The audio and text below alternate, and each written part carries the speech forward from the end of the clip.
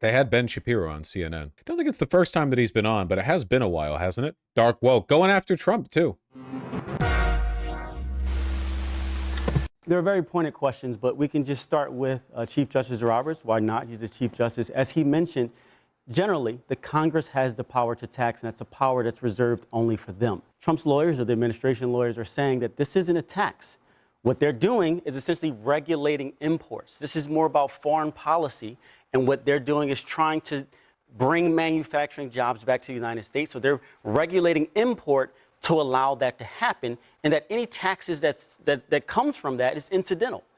The lawyers on the other side are saying that's BS. This is a tax, and only the Congress has the right to do that. Now, it is of note. I'm really looking forward to the MAGA meltdown, the Trump meltdown specifically after the Supreme Court ruling. It seems to me like very, very unlikely right now that the Supreme Court is going to allow these tariffs to continue. And I mean, they can openly defy the court if they want. We'll get our drama that way if we have to, but you understand.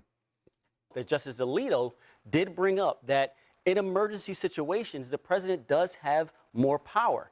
And we're going to hear this question answered of, Trump has this notion now that he can decide when it's an emergency. And he's tried to use that with immigration. He's tried to use that with tariffs. I think we're going to get an answer as to whether or not a president can unilaterally decide when it's an emergency. Holy shit, it's a YouTuber panel. He should get more power. Ben, the president has won something like more than 20 cases that have come up to the Supreme Court. Do you see this as a time, after sort of hearing some of the questions that are being asked, where the idea of more presidential power for this president in this case won't fly? Well, I mean, I think that one of the characterizations of the court that I always find suspect is when people say, even the conservatives on the court are saying this. Okay, the conservatives on the court tend to be textualists, which means that they're actually looking at the text of the Constitution as opposed to sort of a vague peripheral understanding of what the Constitution means. Yeah, man, that's true. That's, yep. Only the originalists, the textualists, they're the only ones that actually read the Constitution. Everyone from every other legal doctrine just, like, does vibes, man. So when you're looking at the textualists, and they are saying the president does not actually have emergency authority to simply impose tariffs on the basis of trade deficits, which is essentially what he's been doing, that is a very conservative position. I've been critical of the president, very critical of the president on his tariff policies themselves, which I think are actually economically wrong and I think are actually damaging to the country in a lot of ways on foreign policy, actually. But that's not what's at issue. The issue here is whether the president has the emergency authority to do this sort of stuff. And I thought that the best question that was asked came from Justice Gorsuch, in which he actually said to the lawyers for the president, if, let's say, the next president decides that on the basis of emergency authority, that climate change is an emergency, and therefore he's going to slap, or she is going to slap a 50% tariff on all automobiles coming into the country, would that president have the authority to do this? And the attorney for the president, President Trump, said yes, they would have the authority to do this. I do not believe that the court, I've said this since literally day one when President Trump announced Liberation Day. I said that day, this is illegal. The Supreme Court is going to strike this down. He does not actually have the constitutional authority to do this. I think it's also... Is Shapiro actually going to shift towards the center? Shapiro is one of the less economically populist right-wing fascists, but this is also inevitable to a large extent because, again, he's Jewish and, like, man, have you seen the comments underneath any of his tweets or YouTube videos any time in the past 2 years? There's no place for him left here, man. It's like, it's really bad. Like, really bad.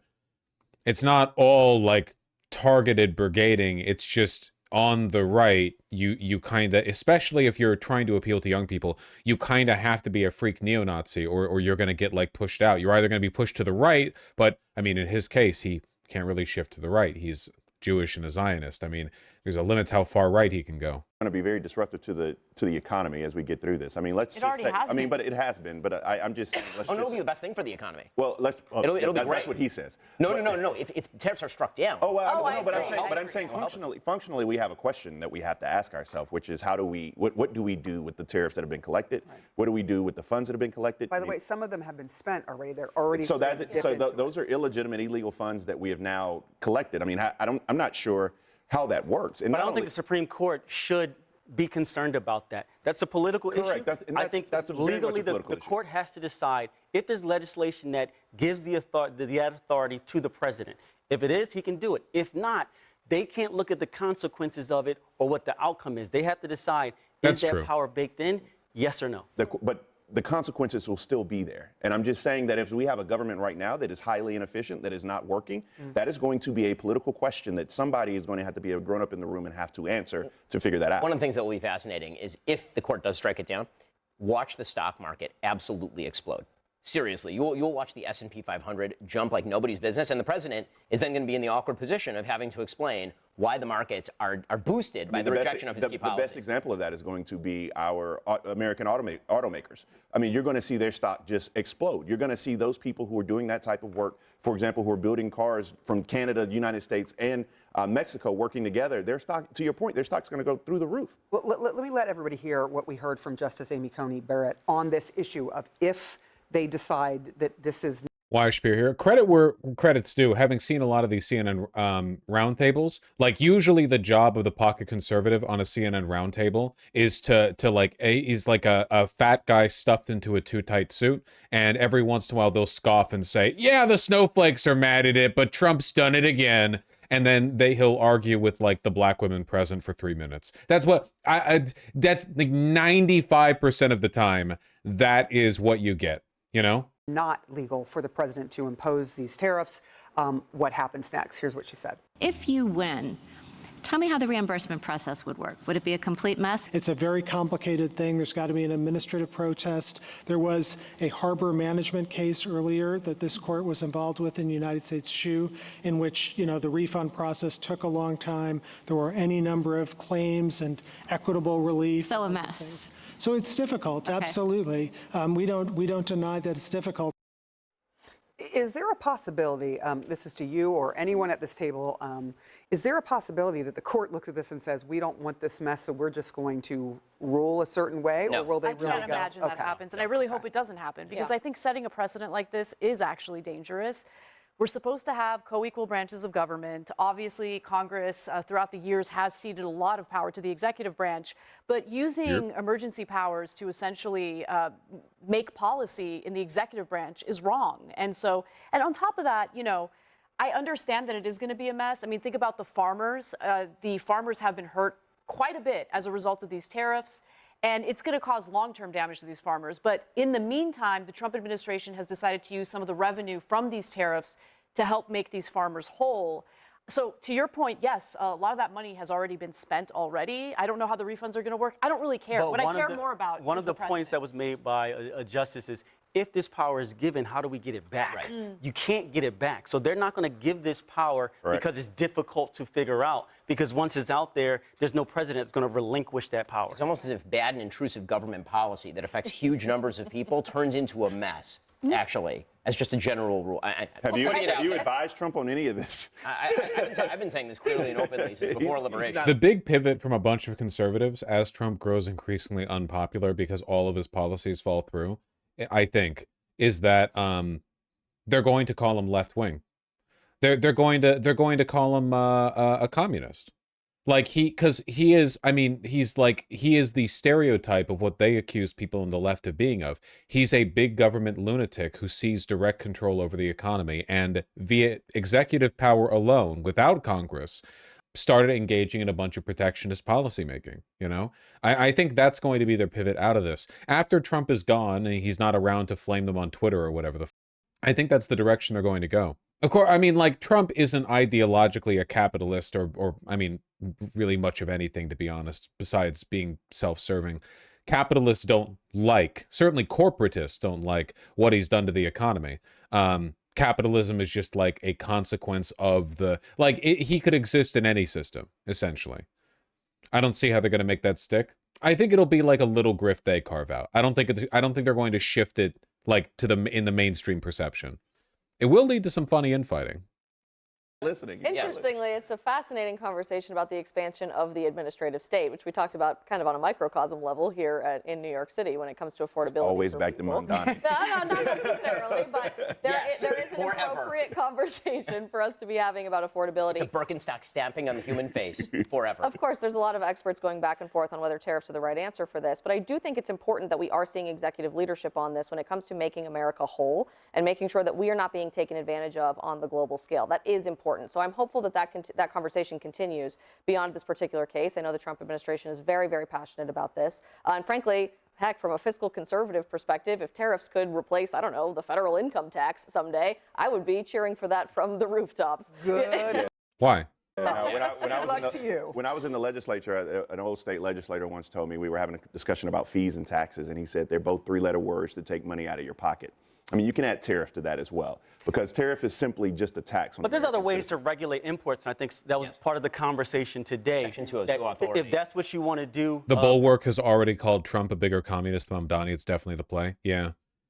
We need like a national movement to remind people why taxes exist. The government does not create and regulate a currency just so they can like watch it pile up in the bank accounts of the oldest and wealthiest people, and then it just sits there forever. What would be the point of that? It's to facilitate commerce. President, you have the right to do that without imposing a tax. Correct. And a tariff. Insanely stupid. Importers are already selling their tariff refund rights. No. Yeah, there's already a big market for it.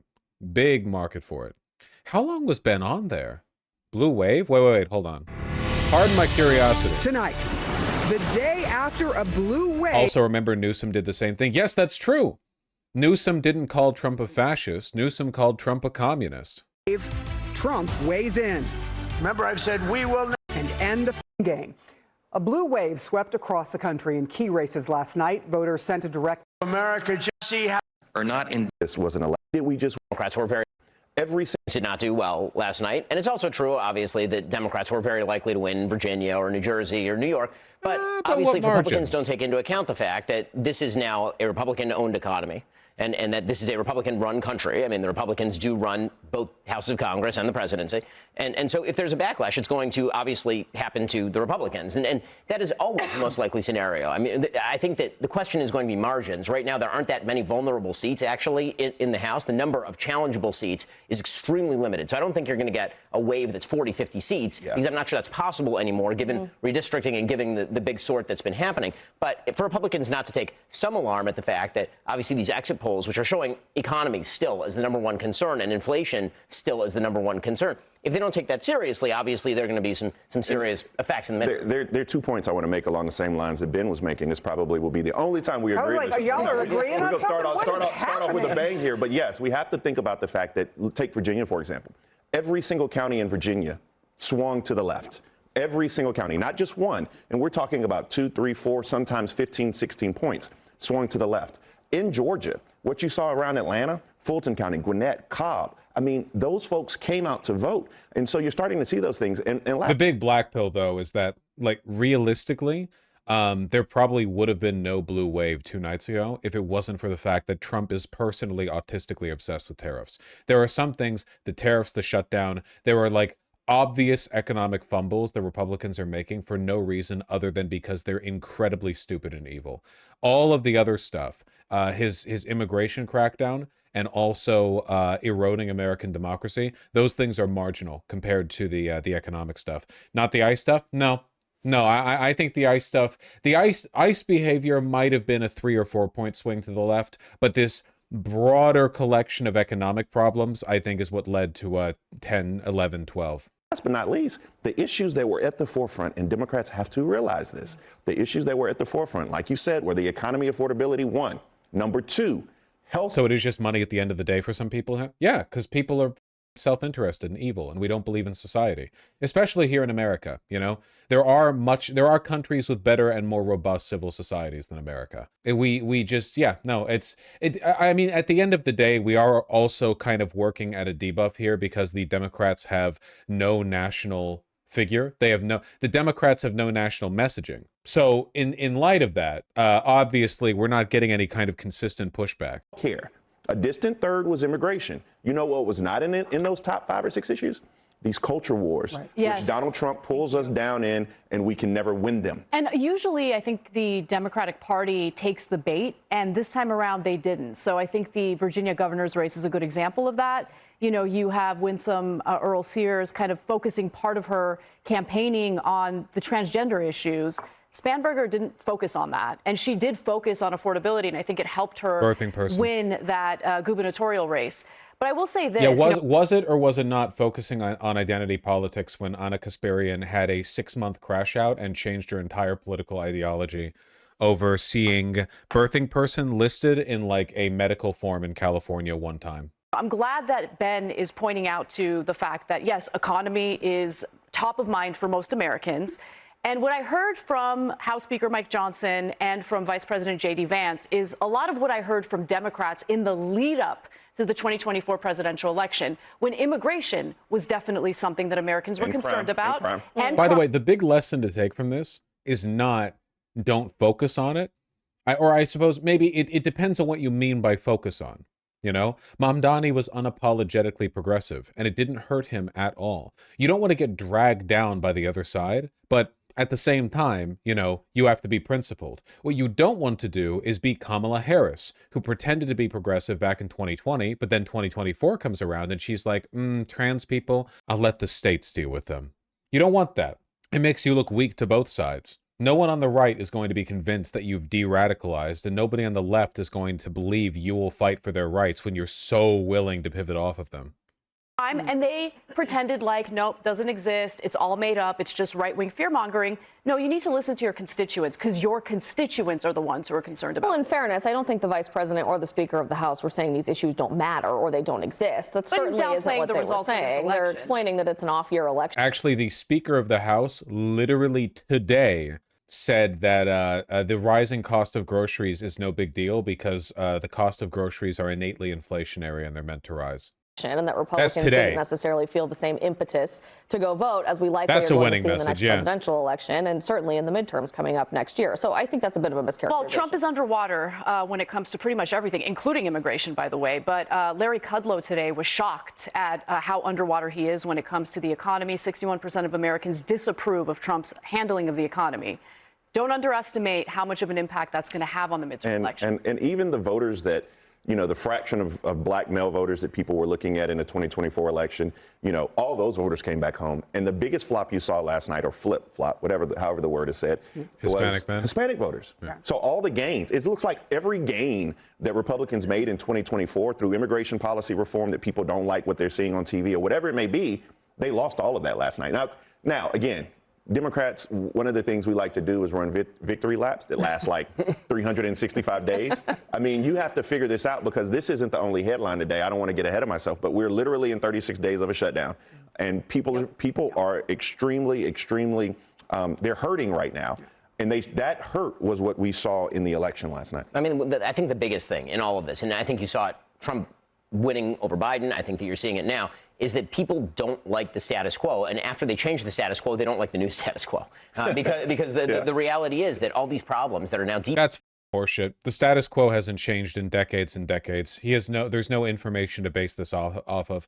All of the economic and political trends, capital accumulation, congratulations, everything is AI now, everything is financialized. The way our economy and our country has been shifting over time, it's been in the same direction consistently for decades. Isn't that the definition? Yeah, this is the status quo. But what he's implying is that people are just innately dissatisfied with what they're used to, which is horseshit.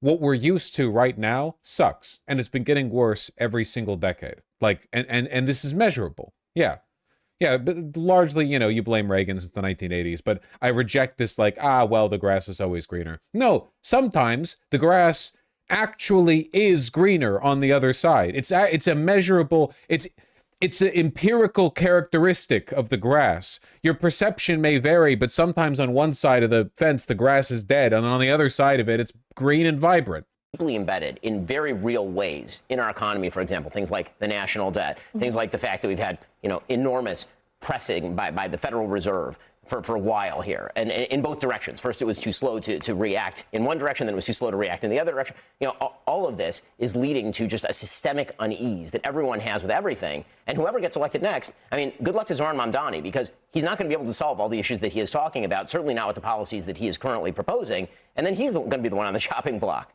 I do want to ask you, I Anna, guess we'll because see. Young people voted in very large numbers, particularly in the mayoral race here in New York, and they were part of the change that happened here with Zohran Mamdani sort of sweeping into office with over 50% of the vote.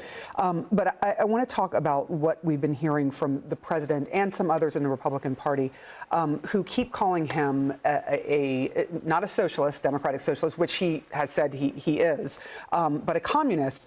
And there are big differences between the two. No, there aren't. Thank you. That scare tactic did not work when it comes to Mandani. And socialism, some people will look at it and say, look, we have some socialist programs here in the United States, things like Medicaid and Medicare, things like, the SNAP program, things like public school. I guess we can't be too mad about this when the biggest advocate for socialism in America, Bernie Sanders, also does this with the definition of socialism. We all pay taxes, but even if you don't have kids kids get to go compulsory program. To school for free. What sort of is the idea that Republicans have that this is a communist and that they can keep pushing this idea when people certainly are rejecting it? Look, there is a fundamental difference between outright socialism, where the government seizes the means of production and tries to artificially control the market, and which we've seen many, many times play out throughout human history. There would be no market, and the government doesn't seize the means of production, the proletariat does.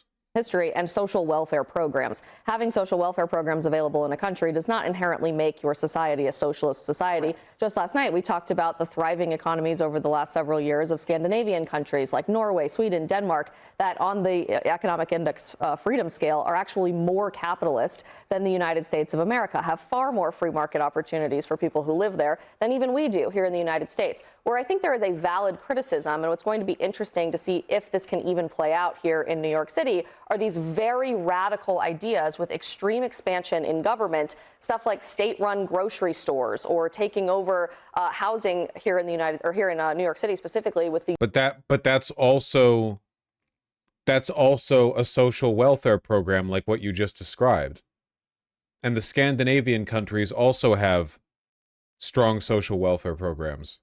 Decommodification, as we saw specifically campaigned for by Zohran Mamdani on the campaign trail, where the government will plan to go in and purchase private housing in the quest to make housing more affordable here in the United States. Oh my, government-owned housing, that's crazy. That's only been a feature of civilized society for as long as humans have been building housing and had governments. That's crazy. I think that's an interesting policy idea. It certainly is prescribing the wrong solution, but for an accurate complaint, right? People are struggling to afford life here in Manhattan and around our country. We all reasonably should be coming to the table with solutions for this, but is more government involvement the solution? Time and time again throughout human history, the answer has been no. And but you just defended social welfare programs and also defended Scandinavian countries that have social welfare programs. This is what's that image? It's the cycle every time where so you're like, I want decommodification, more government programs, and then the Republican says, that's socialism. And you say, yeah, but look at these countries over here that do it, like Norway. They're better and their people are happier. And then the Republican says, that's not socialism, that's social democracy. And then you say, well, then let's do that. And they say, no, that's socialism. It's the Ouroboros, man. I think we have the scorecard to prove that. This isn't about decommodification. It's about rent freezes. No, it's not even about that. Well, there was an ad put out by Mamdani advocating for that, so I think let's be honest. Let's be extremely honest about what this is.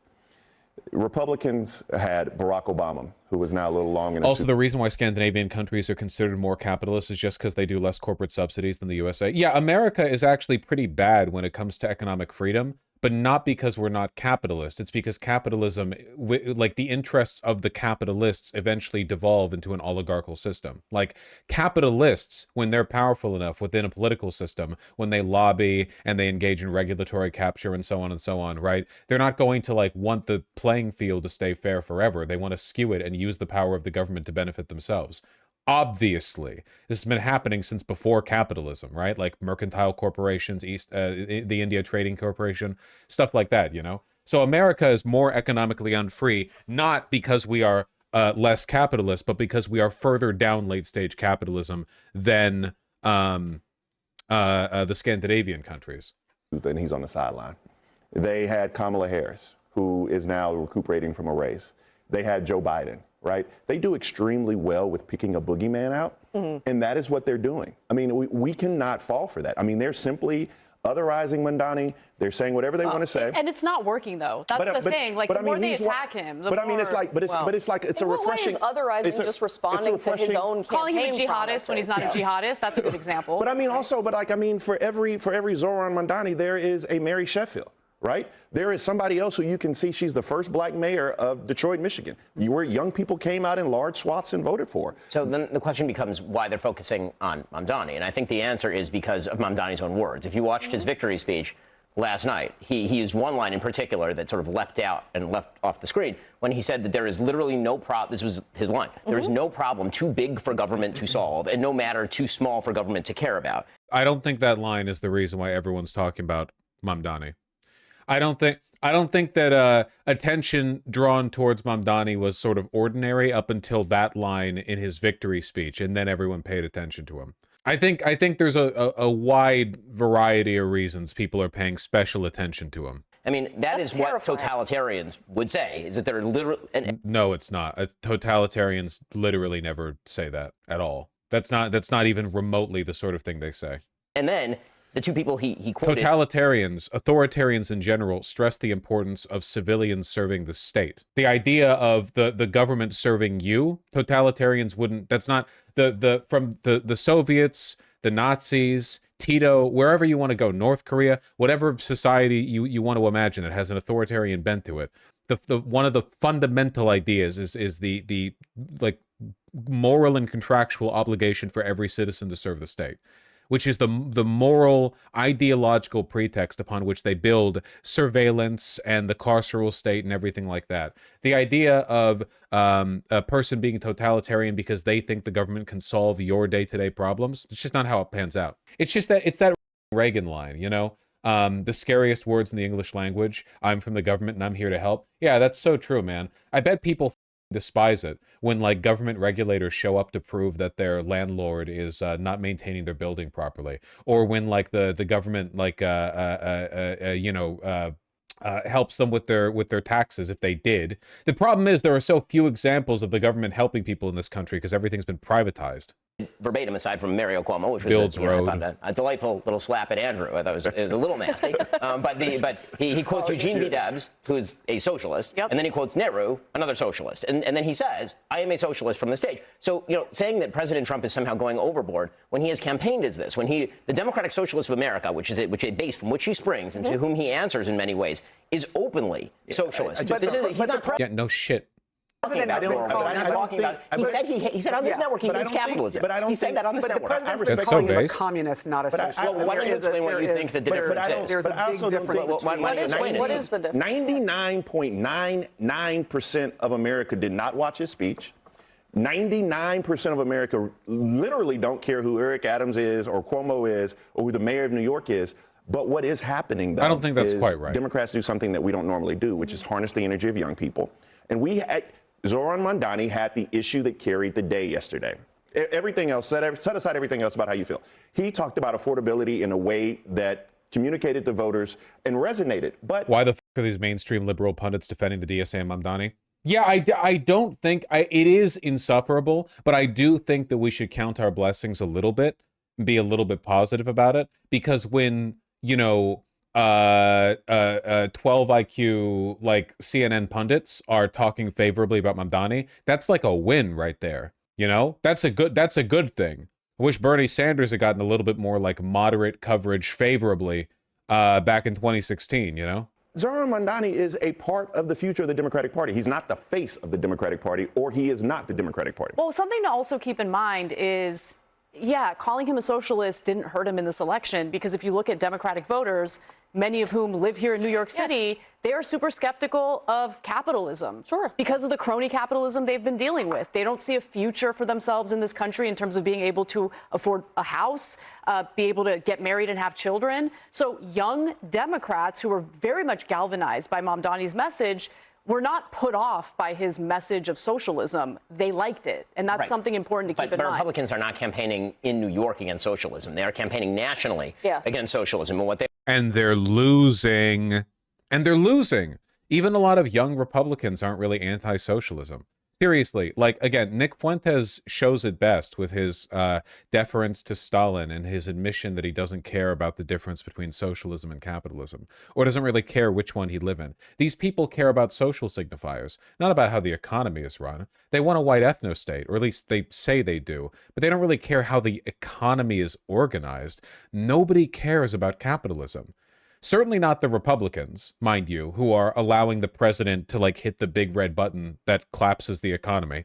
A significant number of Democratic voters, increasing every year, are more and more okay with socialism as a concept. And all of this, by the way, is in spite of the fact that no one knows what socialism is. Nobody has any idea. Nobody has any idea. They're saying is that the Democrats, don't fall for the bait, is I guess what I'm saying to you guys. I shouldn't give you, I hope you fall for the bait, but Devash, you said Nick not caring about capitalism / socialism is a deceptive way to weaponize leftist sentiment to deliver right-wing.